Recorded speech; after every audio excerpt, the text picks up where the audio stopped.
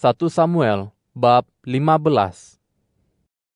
Berkatalah Samuel kepada Saul, Aku telah diutus oleh Tuhan untuk menobatkan engkau menjadi raja atas Israel umatnya. Oleh itu, dengarlah firman Tuhan. Beginilah firman Tuhan alam semesta. Aku akan membalas apa yang dilakukan orang Amalek terhadap orang Israel. Kerana orang Amalek mengadang mereka di jalan setelah mereka keluar dari Mesir. Sekarang pergilah, seranglah orang Amalek. Tumpaskanlah segala sesuatu yang ada pada mereka. Jangan sayangi mereka, tetapi musnahkanlah lelaki dan perempuan, anak-anak dan bayi-bayi yang menyusu, lembu dan domba, unta dan keldai. Maka Saul mengerahkan rakyat dan menghitung mereka di Telaim. Jumlahnya 200.000 pasukan berjalan kaki dan 10.000 orang Yehuda. Saul pergi ke kota orang Amalek dan menyiapkan pasukannya yang menunggu untuk menyerang musuh mereka di lembah. Kepada orang Keni, Saul berkata, Pergi, menyingkirlah. Jauhkan diri kamu daripada orang Amalek, supaya jangan kamu kulenyapkan bersama-sama mereka. Kerana kamu telah menunjukkan keihsanan kepada seluruh orang Israel setelah mereka keluar dari Mesir. Maka orang Keni pun menyingkir daripada kalangan Amalek. Kemudian Saul menumpaskan orang Amalek mulai Hawila sampai Syur yang di sebelah timur Mesir. Ditawanya hidup-hidup Agag, raja orang Amalek, tetapi seluruh rakyat Agag ditumpaskannya dengan mata pedang. Saul dan pasukannya menyelamatkan Agag, kawanan domba dan kawanan lembu yang terbaik, ternakan dan anak domba yang gemuk-gemuk, serta segala sesuatu yang berharga. Dia tidak mahu menumpaskan seluruhnya, tetapi segala haiwan yang tidak berharga dan yang buruk, itulah yang ditumpaskan mereka. Lalu datanglah firman Tuhan kepada Samuel, demikian, Aku masgul, kerana aku telah menjadikan Saul raja, kerana dia telah berbalik daripada aku dan tidak melaksanakan firman-Ku. Maka amat kesallah Samuel, dan dia berseru-seru kepada Tuhan semalam-malaman. Lalu Samuel bangun pagi-pagi untuk bertemu dengan Saul, tetapi dia diberitahu demikian, Saul telah pergi ke Karmel tadi dan mendirikan sebuah tugu peringatan bagi dirinya di situ. Kemudian dia berangkat dan menuju Gilgal. Ketika Samuel sampai di tempat Saul, berkatalah Saul kepadanya, Semoga engkau diberkati Tuhan. Aku telah melaksanakan firman Tuhan. Tetapi kata Samuel, Kalau begitu, apakah bunyi domba yang sampai ke telingaku dan bunyi lembu-lembu yang kudengar itu? Jawab Saul, Semua itu dibawa daripada orang Amalek. Rakyat menyelamatkan kawanan domba dan kawanan lembu yang terbaik untuk dipersembahkan sebagai korban di hadapan Tuhan Allahmu. Tetapi yang selebihnya sudah kami bunuh. kata Samuel kepada Saul, Sudahlah, aku akan memberitahukan kepadamu apa yang telah difirmankan Tuhan kepadaku malam tadi. Kata Saul kepadanya, Katakanlah. kata Samuel, Meskipun engkau kecil menurut pandanganmu sendiri, bukankah engkau telah dilantik untuk menjadi ketua suku-suku Israel? Tuhan telah melantik engkau menjadi raja atas orang Israel, dan Tuhan menyuruh engkau menjalankan suatu tugas. Firman-Nya, Pergilah, tumpaskanlah orang berdosa itu, yaitu orang Amalek. Perangilah mereka, sehingga mereka binasa. Mengapa engkau tidak mematuhi firman Tuhan, tetapi malah menyambar jarahan itu dan melakukan kejahatan di mata Tuhan?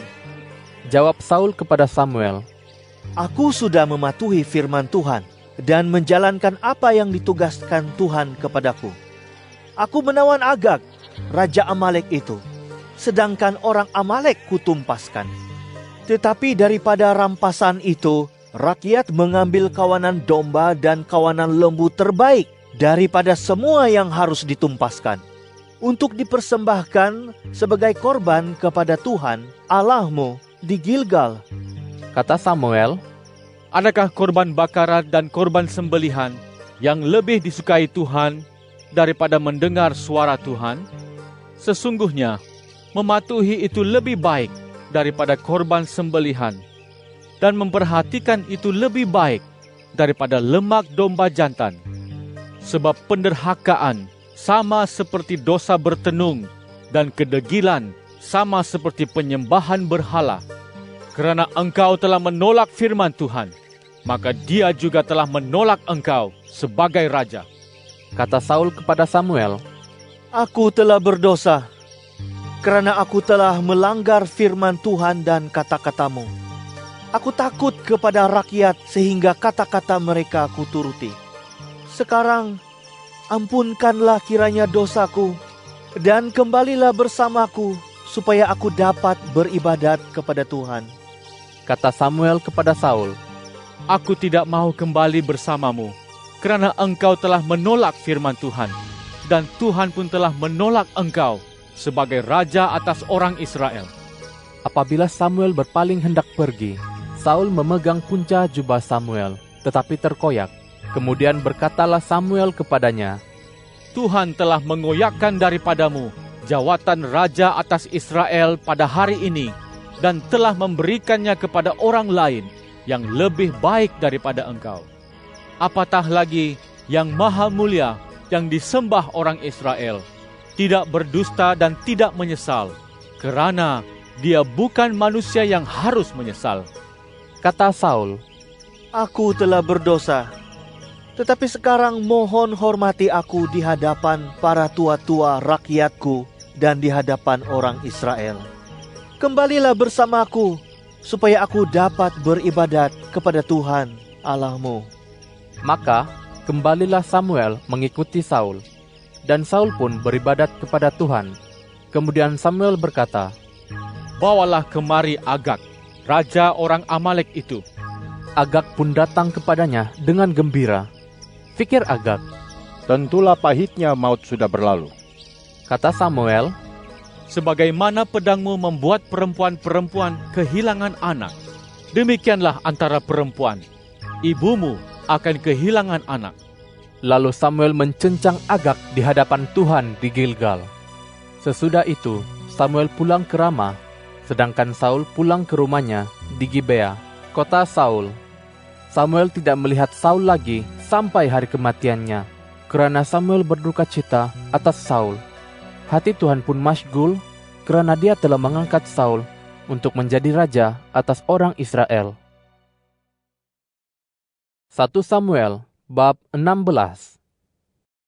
Berfirmanlah Tuhan kepada Samuel, Berapa lama lagi engkau akan berduka cita atas Saul, kerana aku telah menolak dia sebagai raja atas Israel? Isilah tabung tandukmu dengan minyak dan pergilah. Aku mengutus engkau kepada seorang Betlehem bernama Isai, kerana aku telah memilih bagiku seorang raja daripada kalangan anaknya. kata Samuel, Masakan aku boleh pergi?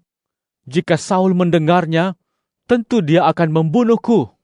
firman Tuhan, Bawalah seekor lembu betina yang muda dan katakan, Aku datang untuk mempersembahkan korban di hadapan Tuhan. Undanglah Isai ke upacara korban itu, dan aku akan menunjukkan kepadamu apa yang harus kamu lakukan. Lantiklah bagiku orang yang akan kusebutkan kepadamu. Samuel pun melakukan apa yang difirmankan Tuhan. Ketika dia tiba di Betlehem, tua-tua kota itu menyongsong dia dengan gemetar. Tanya mereka, Apakah Tuhan datang dengan damai sejahtera? Jawabnya, Ya, dengan damai sejahtera. Aku datang untuk mempersembahkan korban di hadapan Tuhan.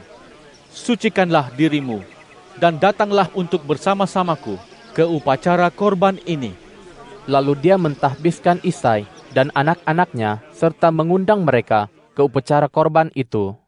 Pada waktu mereka datang, Samuel memandang Eliab dan berfikir, Sesungguhnya, orang yang akan dilantik Tuhan sedang berdiri di hadapannya. tetapi firman Tuhan kepada Samuel, Janganlah pandang rupanya, atau perawakannya yang tinggi, kerana aku telah menolak dia. Allah tidak melihat sebagaimana manusia melihat. Manusia melihat penampilan lahiriah, tetapi Tuhan melihat hati. Kemudian Isai memanggil Abinadab dan menyuruhnya lalu di hadapan Samuel. Tetapi Samuel berkata, "Yang ini pun tidak dipilih Tuhan." Maka Isai menyuruh Syama lalu pula. Tetapi Samuel berkata, "Yang ini pun tidak dipilih Tuhan." Isai menyuruh ketujuh-tujuh anaknya lalu di hadapan Samuel. Tetapi kata Samuel kepada Isai, "Mereka semua tidak dipilih Tuhan." Tanya Samuel kepada Isai, "Inikah semua anakmu?" Jawabnya, "Masih ada yang bongsu, tetapi dia sedang menggembala kawanan domba."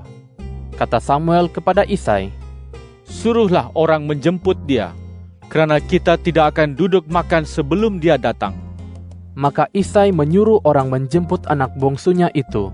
Dia kemerah-merahan, matanya cantik, dan parasnya elok. Berfirmanlah Tuhan, "Segeralah lantik dia, kerana inilah dia." Samuel mengambil tabung tanduknya yang berisi minyak itu dan melantik dia di depan abang-abangnya. Maka sejak hari itu dan seterusnya, Roh Tuhan turun atas Daud dengan penuh kuasa. Setelah itu, Samuel segera pulang ke Rama. Pada waktu itu, Roh Tuhan telah menjauhi Saul, dan dia diganggu oleh roh jahat yang diizinkan Tuhan. Para pegawai Saul berkata kepadanya, "Sesungguhnya ada roh jahat yang diizinkan Allah mengganggu tuanku. Hendaklah tuanku memerintahkan hamba-hambamu yang ada di hadapan tuanku ini untuk mencari orang yang pandai memetik kecapi. Nanti apabila roh jahat yang diizinkan Allah itu datang kepada tuanku, dia harus memetik kecapi sehingga tuanku berasa nyaman." Kata Saul kepada para pegawainya, "Carikanlah bagiku seorang yang dapat memetik kecapi dengan baik. Bawalah dia menghadap aku." Seorang daripada antara orang muda itu berkata, "Sesungguhnya aku pernah melihat seorang anak Isai, orang Betlehem, yang pandai memetik kecapi. Dia seorang kesatria yang gagah perkasa dan juga seorang pejuang. Selain itu, dia pandai berbicara dan perawakannya bagus, dan Tuhan menyertainya." Maka Saul mengirim beberapa orang utusan kepada Isai dengan pesan, Suruhlah anakmu Daud, yang suka menggembala kawanan domba itu, menghadap aku. Kemudian Isai mengambil seekor keldai. Dimuatinya keldai itu dengan roti, sebuah kantung kulit berisi air anggur, dan seekor anak kambing. Lalu dikirimnya semua itu kepada Saul dengan perantaraan Daud, anaknya. Daud pun datang menghadap Saul dan berhikmat kepadanya. Saul sangat mengasihi Daud, sehingga dia menjadikan Daud pembawa senjatanya. Lalu Saul menyuruh orang untuk menemui Isai dan berkata, Biarlah Daud tetap berhikmat kepadaku, kerana aku menyukainya. Jadi, apabila roh jahat yang diizinkan Allah itu datang kepada Saul, maka Daud akan mengambil kecapi dan memetiknya. Setelah itu, Saul akan berasa lega dan nyaman. Lalu roh jahat itu pun menjauhinya. 1 Samuel bab 17. Orang Filistin mengumpulkan tentara mereka untuk berperang. Mereka berkumpul di Soko, yaitu di bumi Yehuda, dan berkemah di antara Soko dengan Azeka di Efes Damim. Saul serta orang Israel juga berkumpul dan berkemah di lembah Elah. Mereka mengatur barisan perang untuk berhadapan dengan orang Filistin. Orang Filistin berdiri di gunung sebelah sana, sedangkan orang Israel berdiri di gunung sebelah sini, yaitu dengan sebuah lembah yang terbentang di antara mereka. Kemudian tampillah seorang kesatria dari perkemahan orang Filistin.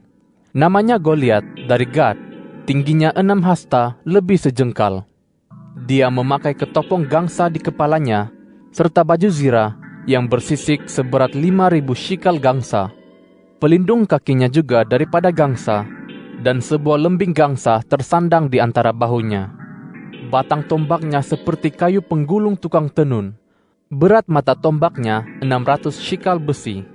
seorang pembawa perisai berjalan di depannya. Dia berdiri dan berseru kepada barisan orang Israel. Katanya kepada mereka, "Mengapakah kamu keluar mengatur barisan perang? Aku seorang Filistin, dan bukankah kamu para hamba Saul? Pilihlah seorang untuk mewakilimu dan turun menghadapi aku. Jika dia sanggup bertarung dengan aku dan membunuh aku, maka kami akan menjadi hamba-hambamu. Tetapi jika aku menang melawan dia dan membunuh dia, maka kamu harus menjadi hamba-hamba kami dan takluk kepada kami." Kata orang Filistin itu lagi, "Aku mencemu barisan orang Israel hari ini. Hadapkanlah seorang kepadaku untuk bertarung 1 lawan 1. Ketika Saul dan kesemua orang Israel mendengar kata-kata orang Filistin itu, kecut perutlah mereka, dan mereka sangat ketakutan. Daud ialah anak Isai, orang Efrata dari Betlehem Yehuda. Isai mempunyai 8 orang anak. Pada zaman Saul, dia termasuk orang yang sudah sangat tua dalam kalangan umat yang sebangsa dengannya. Ketiga-tiga anak Isai yang tertua pergi berperang mengikut Saul. Mereka ialah Eliab yang sulung, Abinadab yang kedua, dan Syama yang ketiga. Daud pula anak bongsunya. Ketiga-tiga orang anak yang tertua itu mengikut Saul, tetapi Daud selalu berulang-alik daripada Saul kepada tugas menggembala kawanan domba ayahnya di Betlehem. Selama 40 hari lamanya, orang Filistin itu tampil lalu mencabar dan mencemu orang Israel pada pagi dan petang hari. Sementara itu, Isai berkata kepada Daud, anaknya, "Cepat bawakan 1 eva berti padi-padian dan 10 ketul roti ini untuk abang-abangmu di perkemahan. Bawakan juga 10 potong keju ini untuk pemimpin pasukan 1000. Tengoklah sama ada abang-abangmu selamat. Lalu bawalah pulang suatu tanda daripada mereka." Pada waktu itu, Saul berserta ketiga-tiga abangnya dan seluruh orang Israel berada di lembah Elah, sedang berperang melawan orang Filistin. Daud pun bangun pagi-pagi, lalu mengamanahkan kawanan dombanya kepada seorang gembala. Setelah itu, diangkat nyala muatannya lalu pergi, sebagaimana yang diperintahkan Isai kepadanya. Dia sampai di parit perlindungan pada waktu pasukan sedang keluar menuju barisan perang sambil memekikkan sorakan perang. Orang Israel dan orang Filistin mengatur barisan masing-masing. Barisan perang berhadapan dengan barisan perang. Daud mengamanahkan barang-barangnya kepada penjaga barang, lalu berlari ke tempat barisan perang dan bertanyakan kabar abang-abangnya. Ketika dia bercakap dengan mereka, tiba-tiba kesatria bangsa Filistin dari Gad yang bernama Goliat itu maju dari barisan tentara Filistin. Dia mengucapkan kata-kata cemuhan yang sama seperti sebelumnya, dan Daud mendengarnya. Semua orang Israel lari menjauhkan diri, sebaik sahaja mereka melihat orang itu. Mereka dalam ketakutan yang amat sangat. Kata orang Israel, "Adakah kamu lihat orang yang sedang marah itu? Sememangnya dia marah untuk mencemu orang Israel. Raja akan menganugerahi orang yang dapat membunuhnya dengan kekayaan yang besar. Kepadanya akan dikurniakan putri baginda, dan keluarganya akan dibebaskan daripada membayar cukai di Israel." Daud pun bertanya kepada kalangan yang berdiri bersamanya, "Apakah yang akan dilakukan terhadap orang yang dapat membunuh orang Filistin ini dan yang dapat menghapus celah ini daripada Israel? Siapakah orang Filistin yang tidak bersunat itu, sehingga dia mencemu barisan perang daripada Allah yang hidup?" Rakyat menjawabnya seperti tadi, "Begitulah yang akan dilakukan terhadap orang yang membunuh dia." Eliab, abangnya yang tertua, mendengar percakapannya dengan orang itu. Maka menyalalah amarah Eliab terhadap Daud. Katanya, "Mengapakah engkau datang kemari? Kepada siapa kau amanahkan kawanan domba yang sedikit itu di gurun? Aku mengenal keangkuhan dan kejahatan hatimu. Engkau datang hanya untuk menonton peperangan ini, bukan?" Kata Daud, "Apakah yang telah kulakukan? Hanya berbincang-bincang, bukan?" Dia pun menjauhi abangnya, lalu beralih kepada orang lain dan menanyakan hal serupa. Lagi-lagi rakyat memberikan jawaban yang sama seperti sebelumnya. Rupanya, kata-kata yang diucapkan Daud itu didengar orang lalu dilaporkan kepada Saul. Saul pun menyuruh orang untuk menjemputnya datang menghadap. Kemudian Daud berkata kepada Saul, "Janganlah ada seorang pun yang tawar hati karena orang itu. Hambamu ini akan pergi bertarung menghadapi orang Filistin itu." Kata Saul kepada Daud, "Engkau tidak akan sanggup menghadapi orang Filistin itu dan bertarung dengannya. Engkau masih muda, sedangkan dia seorang pejuang sejak mudanya." Tetapi kata Daud kepada Saul, "Hambamu ini biasa menggembala domba-domba ayahnya.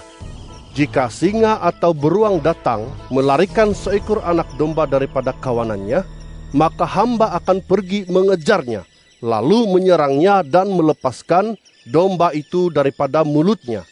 Jika dia bangkit melawan hamba, maka hamba akan merenggut canggutnya, lalu menyerang dan membunuhnya.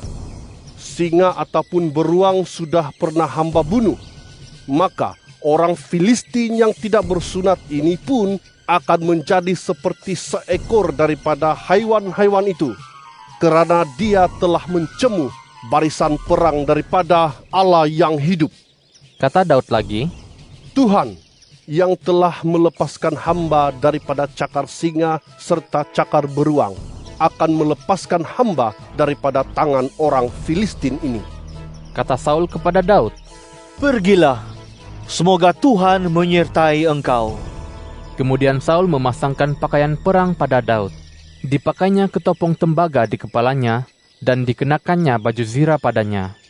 Daud mengikatkan pedangnya pada pakaian perangnya, lalu coba untuk berjalan karena dia belum pernah memakainya. Kata Daud kepada Saul, "Hamba tidak dapat berjalan dengan pakaian ini, karena hamba belum pernah memakainya." Lalu Daud menanggalkan semua itu. Daud mengambil tongkatnya, lalu memilih 5 butir anak batu yang licin dari sungai. Dia memasukkan batu-batu itu ke dalam kantung gembala miliknya dan membawa tarbilnya. Setelah itu, dia pun maju mendekati orang Filistin itu. Orang Filistin itu pun datang mendekati Daud, sementara orang yang membawa perisainya ada di hadapannya. Ketika orang Filistin itu melihat dan mengamati Daud, dia memandang remeh terhadap Daud yang masih muda, kemerah-merahan, dan elok rupanya. Kata orang Filistin itu kepada Daud, "Apakah aku ini anjing sehingga engkau datang kepadaku dengan membawa tongkat?" Dia mengutuk Daud demi Tuhan-Tuhannya. Kata orang Filistin itu lagi kepada Daud, "Kemarilah, akan kuberikan dagingmu kepada burung-burung di udara dan kepada binatang-binatang di padang." Kata Daud kepada orang Filistin itu, "Engkau datang kepadaku dengan pedang, tombak, dan lembing, tetapi aku datang kepadamu dengan nama Tuhan alam semesta, yaitu Allah barisan perang orang Israel yang kau cemu itu.